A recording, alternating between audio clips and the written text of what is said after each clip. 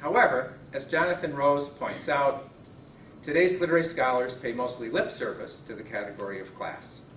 And, quote, a search by subject of the online MLA International Bibliography for 1991 to 2000 produces 13,820 hits for women, 4,539 for gender, 1,826 for race, 710 for post-colonial, and for working class, 136.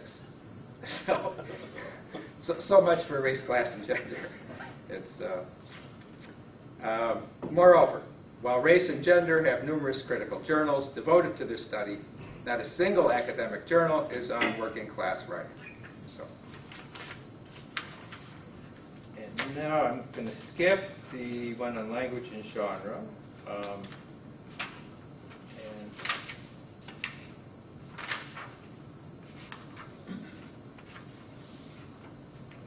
get to laboring class poetry in the Romantic era.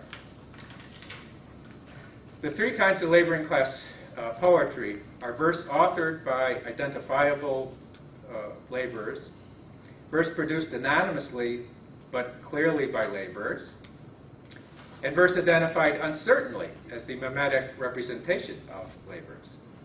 The latter kind might be called ventriloquized laboring class poetry.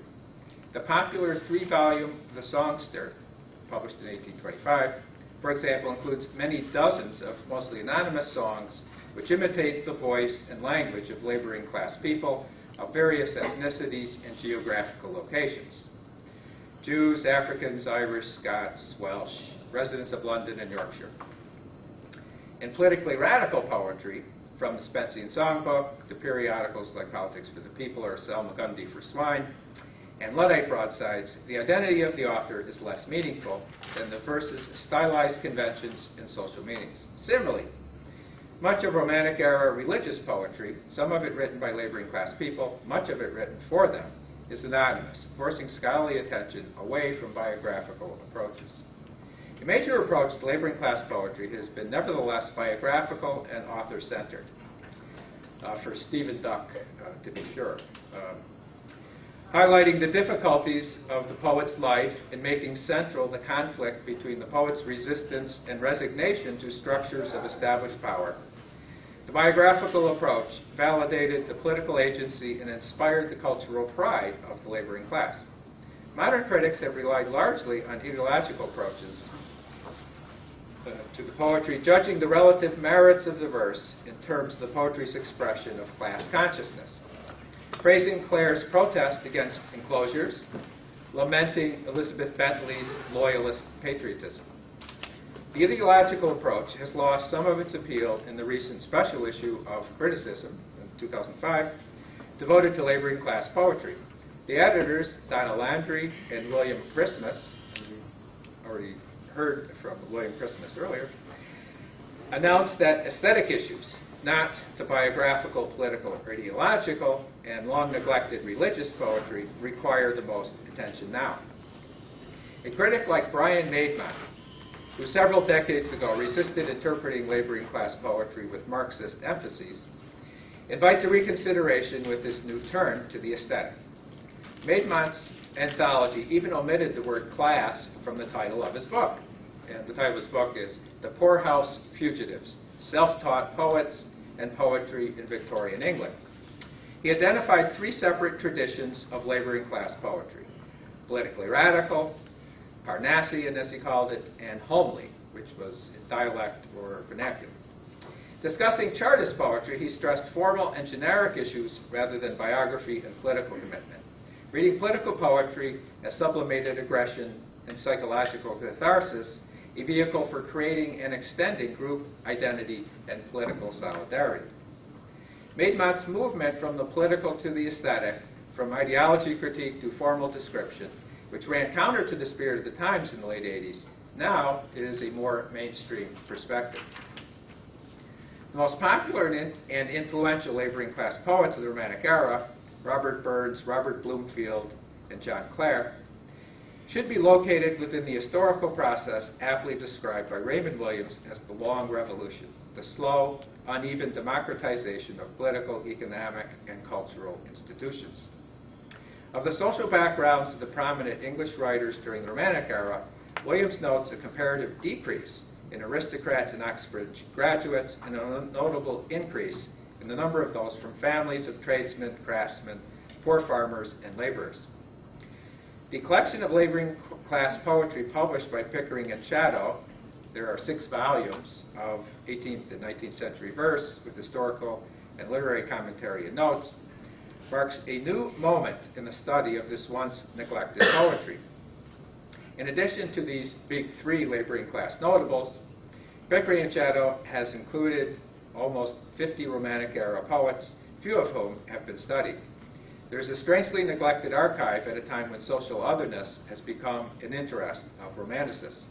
Furthermore, some laboring class poets have received some critical treatment, such as, Robert Fair, Edward Blandford, people I'm sure you haven't heard of, Robert Wedderburn, Alan Davenport, Citizen Lee.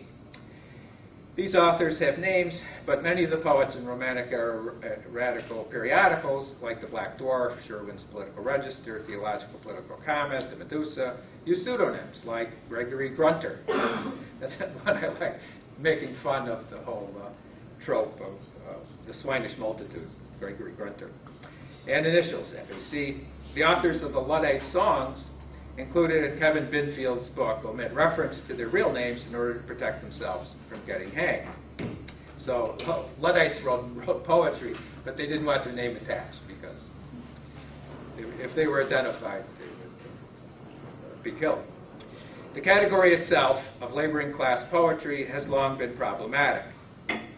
The Pickering and Chatto editors opted for the term because of the self-conscious identification of the poets with one another as constituting an alternative but overlapping canon. Furthermore, John Goodrich lists other essential criteria. The poets come from lower class or working families and did not receive a classical or university education. Occupations include artisan, independent workers such as some shopkeepers, various wage laborers, and itinerant sellers. The 3 components comprising the laboring class category are an act of conscious identification with other poets, a particular kind of education or a lack of a privileged education, and location within a stratified social hierarchy. Some of the Chatto and Pickering poets fulfill only one of the criteria, like William Gifford, eminent Tory satirist, classical scholar and editor, who came from an impoverished background and was apprenticed as a shoemaker until patronage and scholarship sent him to Oxford, where he excelled. The vehemently anti-democratic and intellectually talented Gifford hardly fits into a narrative based on class struggle and class consciousness, but he is too important a literary figure to ignore. To call Burns, Bloomfield, and Clare laboring class rather than plebeian, which a number of critics do, such as E.P. Thompson, Ann Janowitz, William Christmas, or self-taught, as William Maidmont, is justifiable, but no label is entirely satisfactory. And that's my conclusion, that laboring class, self-taught, plebeian, no matter what category you pick, you're going to miss something. Or if whatever category you pick, you will catch some things, but not all of them.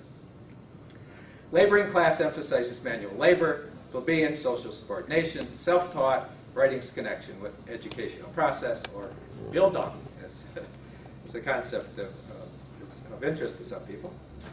Among the canonical Romantic poets, Keats and Blake have been called working class occasionally, but Keats, although outside Oxbridge from a lower middle class background, should be designated as middling class, as he would have been known back then.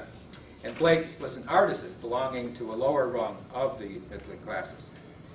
The instance of Keats raises class in terms of the discourse about poetry and culture, as Keats was infamously attached to the Cockney School of Poetry and the notorious Review in Blackwood's. Genteel literary culture repelled threats to its power by mixing social and aesthetic criteria. Although Keats was not a laboring class poet in a sociological sense, in the discourse about poetry he sometimes functioned as one, as did other middling class writers like John Thelwall, who was treated by Francis Jeffrey in the Edinburgh Review as if he were a laboring class writer trying to intrude where he did not belong.